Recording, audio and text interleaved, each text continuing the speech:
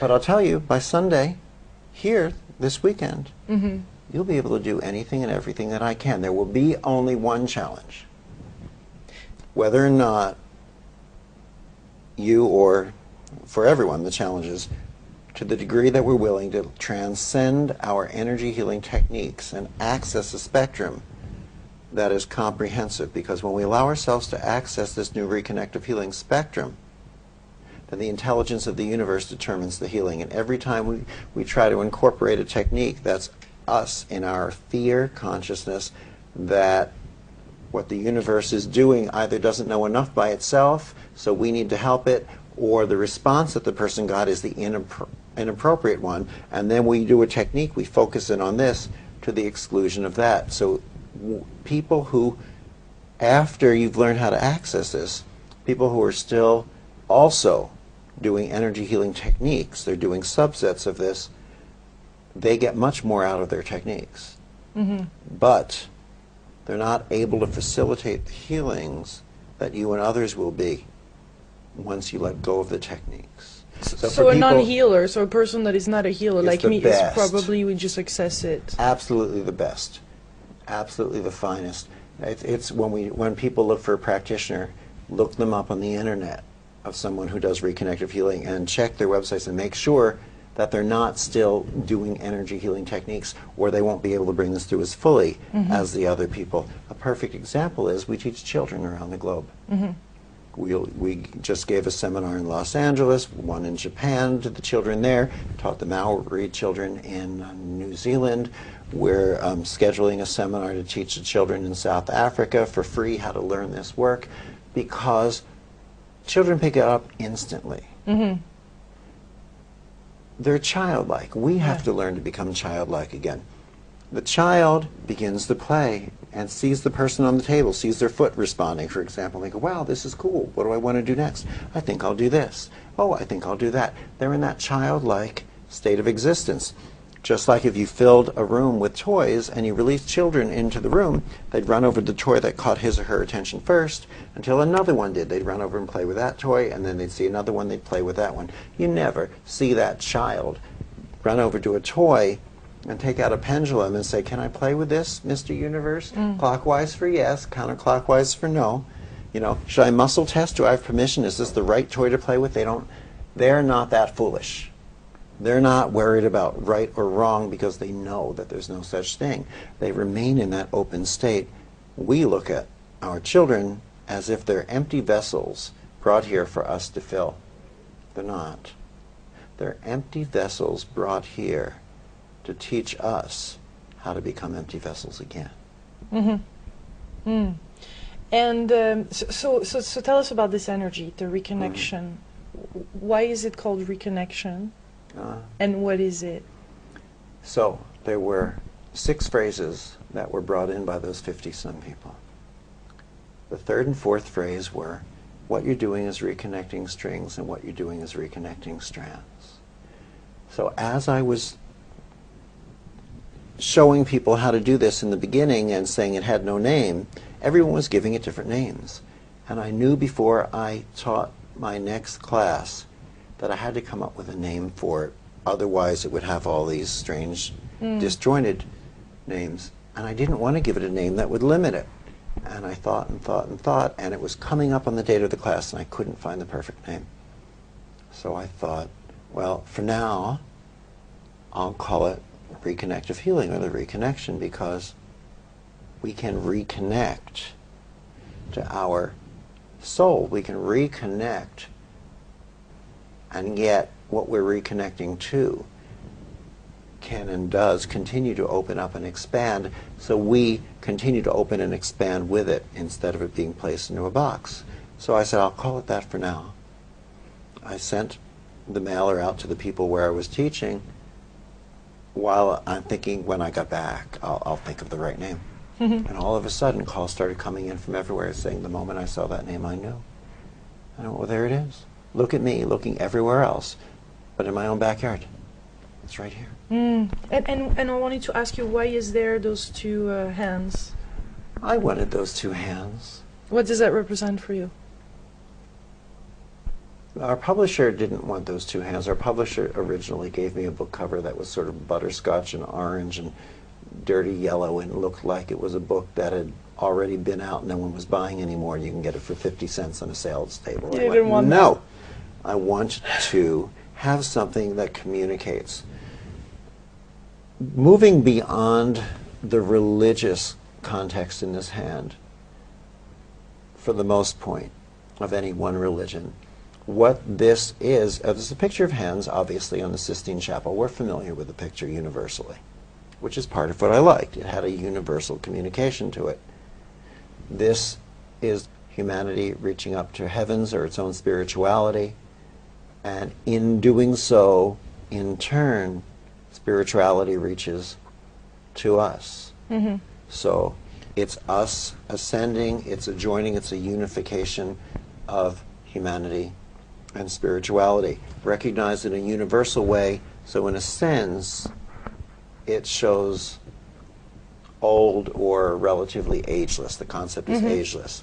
The other part was the sky. Where the other part here were the stars. Yeah. Because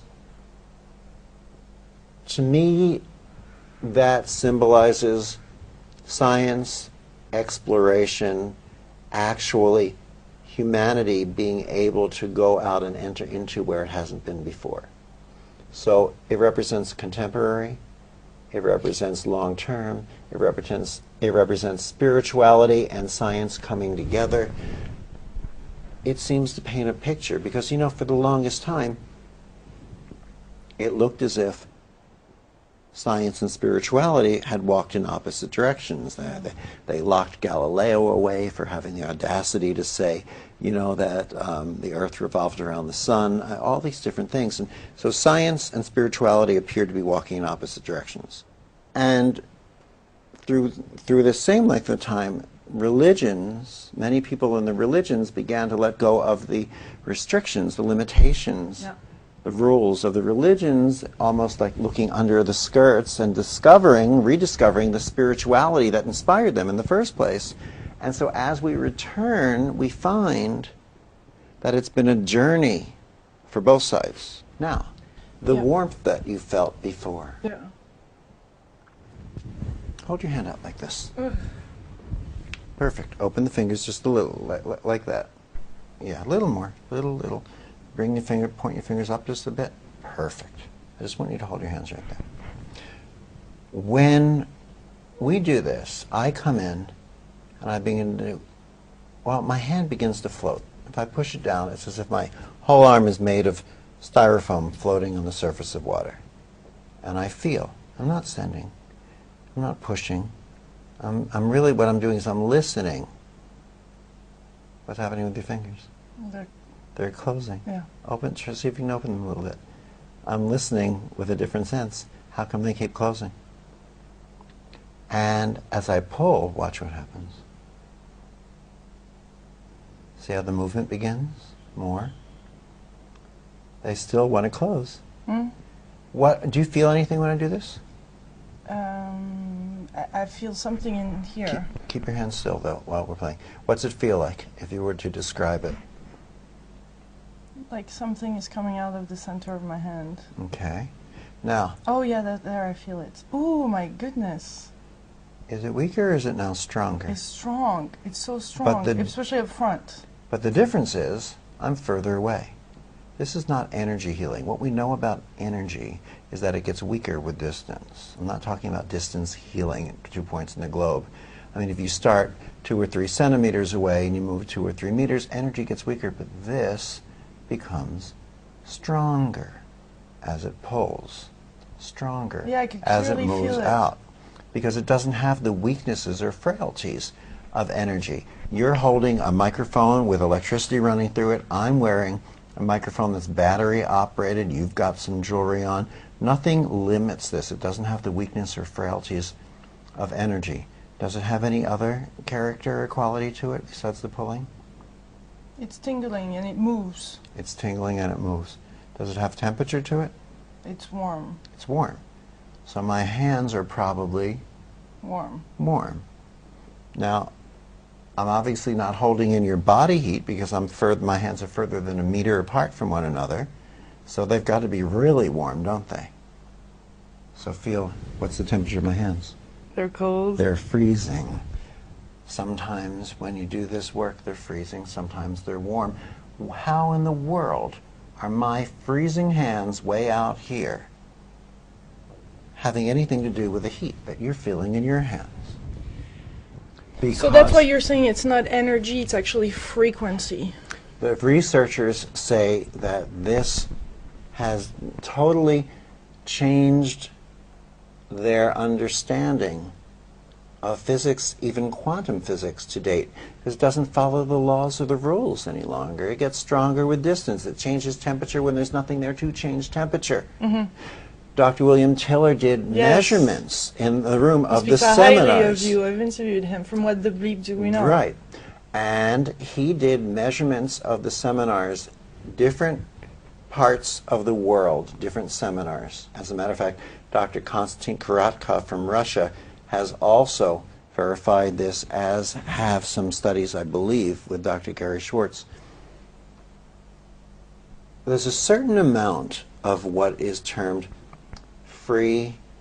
excess free thermodynamic energy, which sounds complicated. It's really simple. Excess means more than the norm. Free means it's flying around.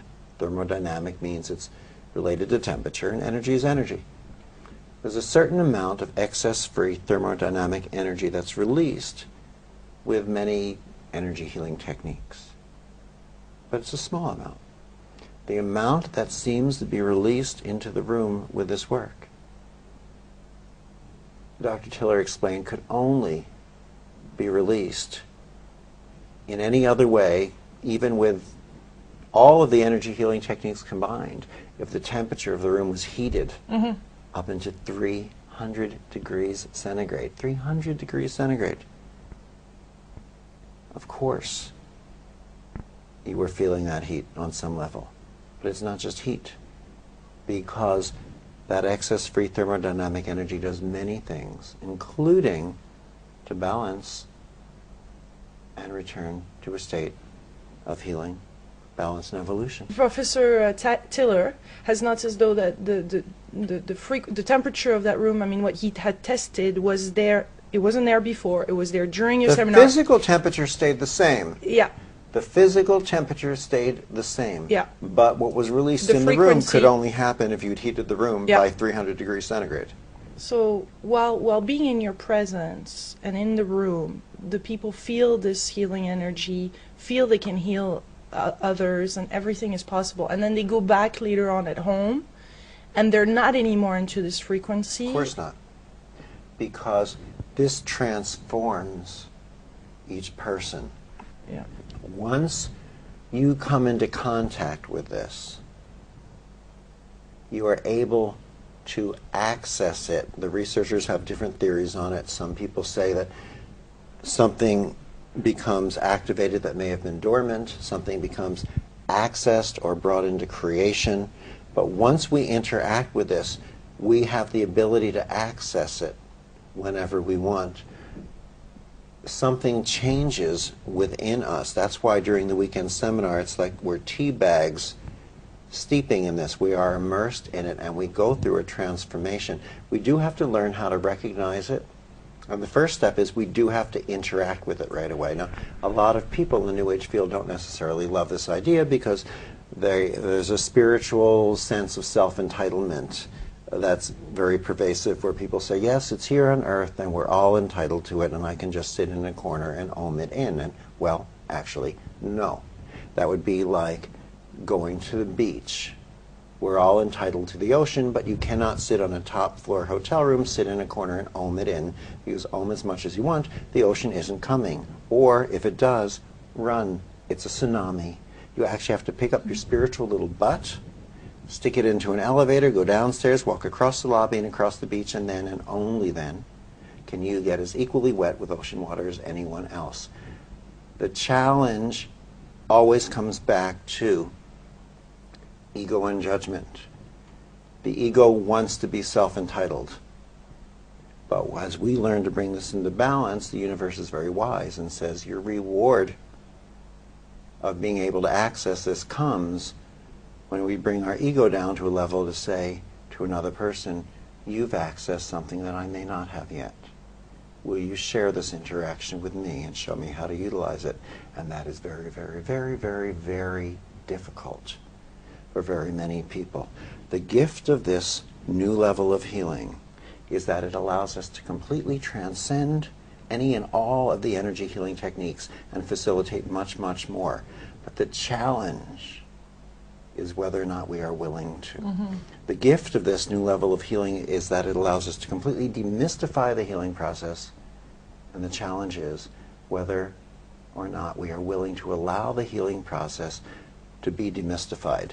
And if we're not willing to completely transcend techniques to access more, we need to ask ourselves why. And if we're not willing to completely demystify the healing process and allow it to be transparent for everyone, then we need to ask ourselves why. And if we're not willing to ask ourselves why, then we really need to ask ourselves why we're not willing to ask ourselves why. I just have a last little question because I know I need to wrap up. But the ego, how did you personally deal with that? You deal with ego every day. Ego is not an accident of God, love, or the universe. I'm sure if we visualize God as you know, as a human being, I'm sure God wasn't working over the creation of humanity and accidentally dropped something in and went, oops, now I'll never get that out of the human. It's not a mistake. It's not something we're supposed to completely remove, or it's not something that we're supposed to starve to death. The ego is a continuous teacher to each and every one of us, day in and day out. It tells us when we're too little. It tells us when we're doing too much. It allows us to continue to want to grow and succeed. It allows us to keep things in perspective. You never overcome the ego. The challenge is working with continuously keeping it in balance, because it is a continuous teacher. And it's meant to be here. It's playing its role But perfectly. a lot of healers have a big ego. So I was wondering how you personally deal with it, because you heal a lot of people, and I guess you have to be detached from it because it's coming through you. But how do you keep grounded? How do you keep yourself grounded and centered and humble towards this gift? I really have no idea, other than I just allow myself to stay in awe of the gift and observe it. I am so in awe of this gift that that's all I can be. Got it. Thank you, Eric. Thank you very much. It was a pleasure. It was my pleasure.